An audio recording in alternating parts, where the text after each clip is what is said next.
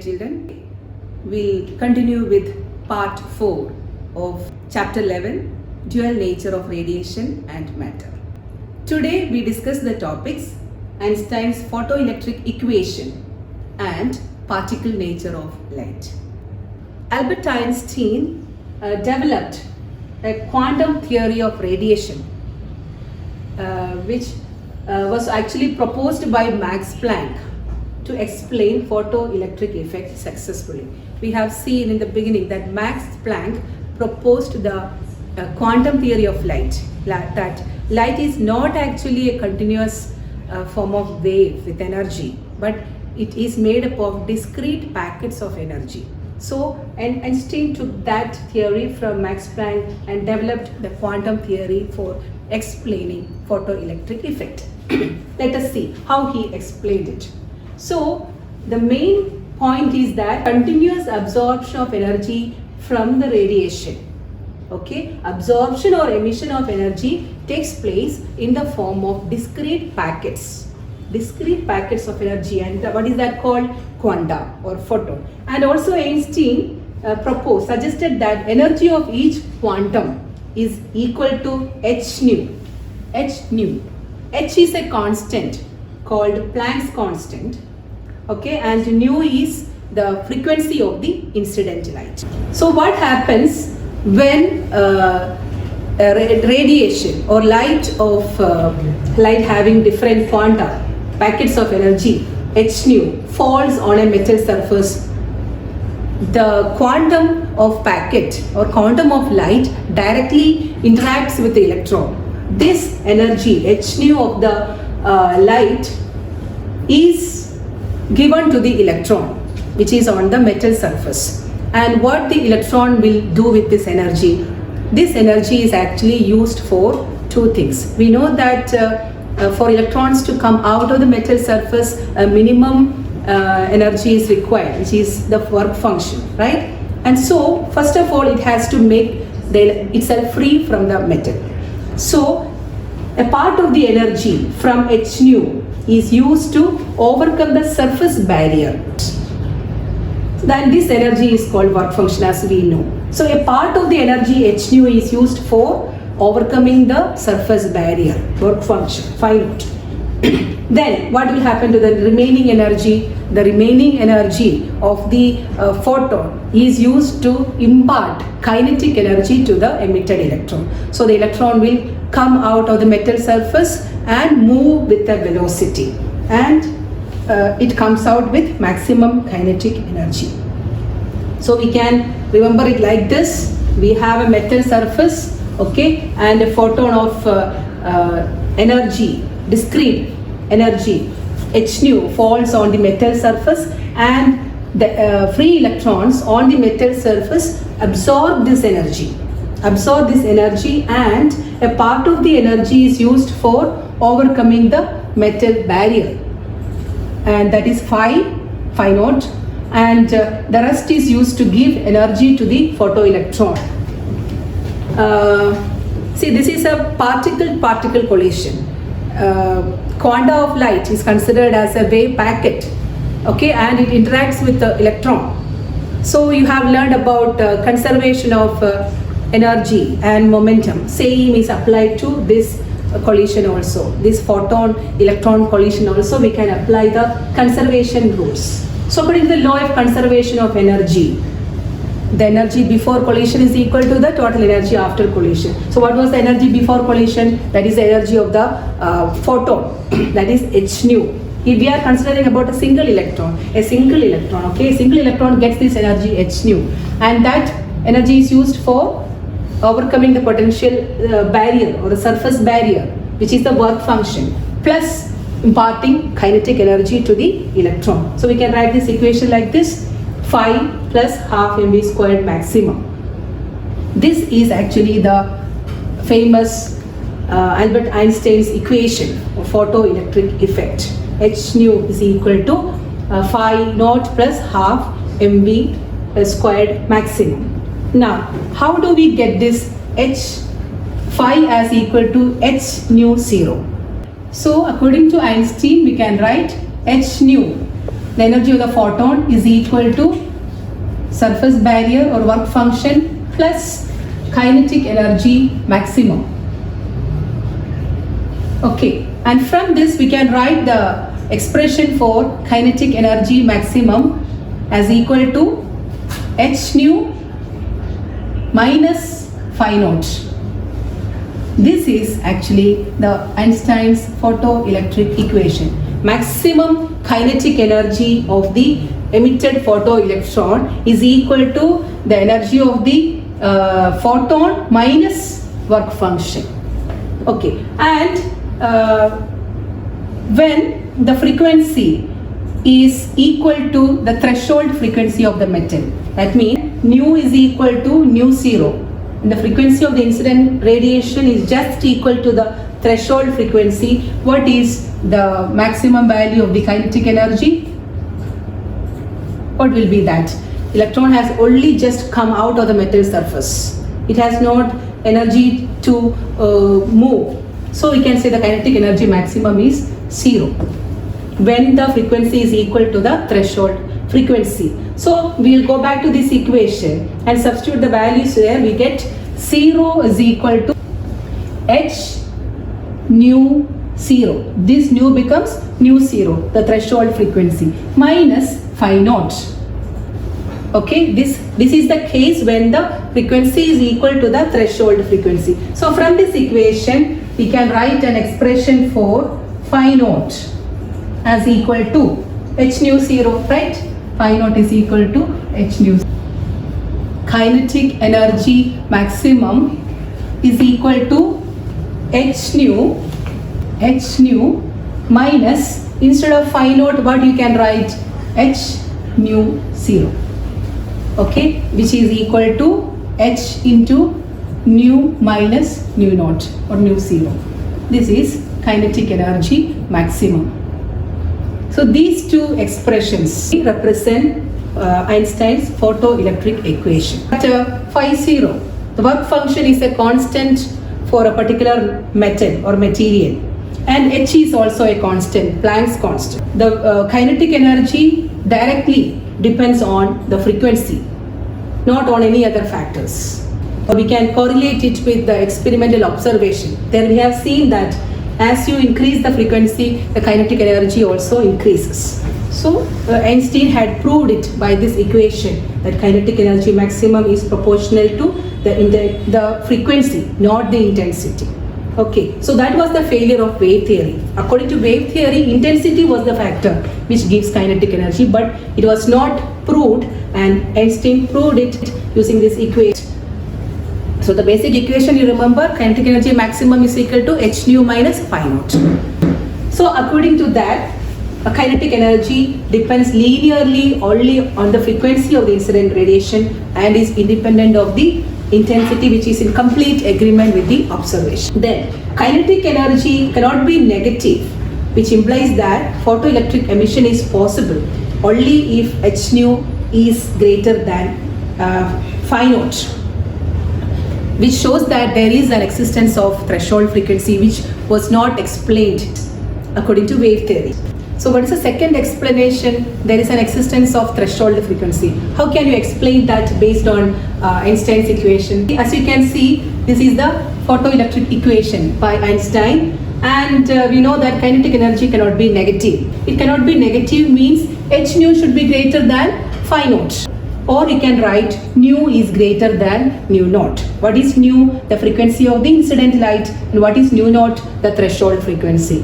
So this is possible only if the frequency of the incident light is greater than the threshold frequency. So explanation of threshold frequency. Okay, so that was the explanation. There is an existence of threshold frequency which should be after that only photoelectric emission occurs. However intense the radiation is. And also, the greater the intensity of light, the greater is the number of photons emitted. And greater the intensity of light, the number of photons falling on the surface also increases, right? And hence the number of emitted electrons also. So this is a clear explanation why the photocurrent increases with the intensity of radiation. So what happens when the intensity of the radiation increases? The number of photoelectrons increases. So each photon will hit one electron. And so as the number of photons increases, the number of emitted electrons also increases. So this explains how the intensity affects the photocurrent. As the intensity of the radiation increases, photocurrent increases because of this. Then, so that is also explained by that equation. Then the point which wave theory could not explain was that it takes a lot of time for the electrons to acquire that energy to come out. And we have seen that in the experiment that it's a very fast process which takes less than 10 raised to minus 9 seconds. So how do we explain that using the photoelectric equation? So here the basic elementary process, what is that basic elementary process involved in photoelectric emission? It is nothing but the absorption of light quanta by electron, and this process is an instantaneous process. Absorption of light quanta by electron, that is the basic elementary process in photoelectric emission. So all the observed variation of photocurrent is completely explained by Einstein using this photoelectric equation. Now let us see how this work function and Planck's constant is obtained from the graph. With frequency along the x-axis and stopping potential along the y-axis, we get a straight line graph like this. This is the point threshold frequency, after which only you can see the photocurrent. From the Einstein's photoelectric equation, we can write kinetic energy maximum is equal to h nu minus phi naught. Okay, and also from the previous equation related to stopping potential, we have seen that kinetic energy maximum is equal to EVO, where VO is the stopping potential. So comparing these two equations, we get EV0 is equal to h nu minus phi naught. Dividing the whole equation by E, we get VO is equal to h by E into nu minus phi naught by E. This equation is the equation similar to y is equal to mx plus c, which is the equation of a straight line. Okay, as you can see here, h by E and phi naught by E are constants. Only the varying factor is frequency and the stopping potential. So we can see there is a linear relationship between frequency and the stopping potential. That is why we have plotted the graph like this. And what is the slope of this graph gives you? Change in the y-axis divided by change in the x-axis, dy by dx. dy by dx is equal to m. So other things are constant, so we get the slope by differentiating this as m. So when you compare this equation to this equation, what is this? This is actually that m. Nu is comparable to x, then the slope is nothing but h by e. So the slope we get as equal to h by e. So this is a very important relation of the slope. What will happen if you extrapolate this graph back so that it meets the negative y-axis? What is this point? This point is nothing but this factor minus phi naught divided by e. The y-intercept is minus phi naught divided by e. The same graph if you plot with frequency and maximum kinetic energy, we also get the same shape, where this is the threshold frequency. And what is the slope in this case? We have this equation, the maximum is equal to h nu minus phi naught. Okay, so here you can see the relation is between maximum kinetic energy and nu. H and phi naught are constants. So what is the slope of the graph gives? From the equation, the slope is nothing but h. We get the value of Planck's constant from the graph between maximum kinetic energy and nu, and if you extrapolate this, the y-intercept, what is the y-intercept here? It is nothing but the work function minus phi naught. So from these two graphs, see, we can find out the value of work function as well as the value of Planck's constant from these two graphs, which is a very important result. From Einstein's photoelectric equation and from the corresponding graphs, we get important results. We can calculate the value of Planck's constant as well as the value of phi naught for various metals. Based on all these observations and explanations by Einstein, his theory was widely accepted because it could explain the photoelectric effect completely. So this is the reason why it is accepted. It is the successful explanation of photoelectric effect using the hypothesis of photon and the experimental determination of the values of work function and Planck's constant from the graph which I had shown you before and this value is in agreement with the values obtained from other experiments as well. Okay, now see, this photon is the real star which could explain the photoelectric effect well. What is actually this photon? What are the features of this photon? We know that energy and momentum are two important factors which explains a particle. These are the two characteristic properties of a particle, energy and momentum. These two factors are there for a photon. Photon has energy h nu and momentum. All photons of light of a particular frequency has the same energy and momentum, whatever the intensity of the radiation may be. This is another feature of photon. See, so from a radiation of a particular frequency, all the photons have the same energy. And photons are electrically neutral and are not deflected by electric and magnetic fields. Like any other normal collision, a photon-electron collision, the conservation laws are obeyed. Conservation of energy as well as conservation of momentum is obeyed. In the second point, we said about the momentum of a photon. And we know that momentum is actually a property of the moving particle, right? What is the formula for momentum? Momentum is nothing but a mass into velocity. Mass into velocity. So here, what is the mass of the electron? It is not actually defined. Photon is considered as a massless particle. Then how can you define momentum? So the mass of the electron is not defined in Newtonian mechanics. According to Newton, we cannot define the mass of the photon. But according to Einstein, energy matter equivalence, we know that relation is equal to mc squared. Energy, equivalent energy is converted into matter or matter is converted into energy. Based on that equation, we can say that the mass of the photon is E by c squared. That means when the photon is at rest, or the rest mass of the photon is considered as 0, and when the photon moves with the speed of light, that is c, which is high, 3 into 10 raised to 8 meter per second, it is behaving like as if it has momentum.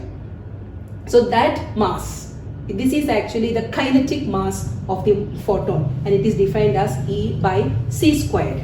And photons travel in a straight line, and that means it has rectilinear propagation as well, but show diffraction under certain conditions. Now I just want to discuss how we get the expression for momentum for photon. So P is equal to mv, and how do we calculate the mass of the electron? Mass of the photon, m is equal to E by c squared, which is the kinetic mass of the photon. M is equal to E by c squared. And we know that the energy of the photon is nothing but h nu. So substituting there, h nu by c squared. And also the relation between frequency lambda and wavelength, nu is equal to c by lambda. So here I am going to substitute for that, which is equal to h into c by lambda into c squared. So one c and c gets cancelled, and you get the mass of photon is equal to h by lambda c. So this is the mass of the photon. So a photon has two characteristic features of a particle, which is energy and momentum. Energy is h nu and mass of the photon is h by lambda c. These are the two features of this photon. Now we know the mass, and how do we calculate the momentum? So substituting in this equation, P is equal to mv, we get this is equal to, what is the mass? H, mass of the photon is h by lambda c, into the velocity of photon is equal to the speed of light, which is c. So we cancel these two c's and we get momentum of the photon as equal to h by lambda. Okay, so this is the momentum of a photon, h by lambda, where h is the Planck's constant and lambda is the wavelength, and this is the energy, h nu. These are the two important features which explain the particle nature of photon. Photon has a definite energy as well as a momentum. Albert Einstein got Nobel Prize in 1921 for his services in theoretical physics and especially for the discovery of photoelectric effect. At the same time, R.A. Millikan also awarded Nobel Prize in 1923 for his work on elementary charge of electricity and on photoelectric effect. This Millikan actually tried to disprove Einstein's photoelectric equation by doing various experiments, but instead of disproving it, he was able to confirm that equation by getting the value of h as very much similar or equal to the value of h by Max Planck. This is all about photoelectric emission. We have seen that now photoelectric emission could be easily explained by the dual nature of radiation.